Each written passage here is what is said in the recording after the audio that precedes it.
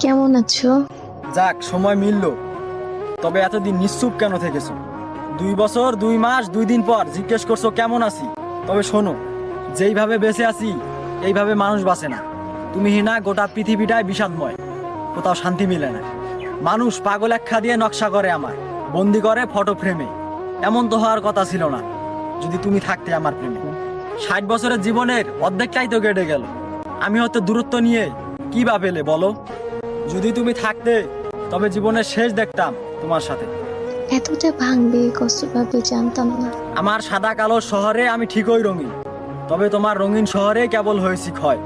এটা জীবন থেকে নেওয়া এক শিক্ষা, তাই এটা কষ্ট নয়। আজও কি ভালোবাসো আমায়? মৃত্যুর কয়েক সেকেন্ড বাকি থাকবে, তারপরেও ভালোবাসবো তোমায়। যদি কখনো কোনো নারীর সাথে শয়নও করি, তারপরেও তোমার জায়গা অন্য কারণ নয়। ক্ষমা করা যায় না? ক্ষমা? হাসালে?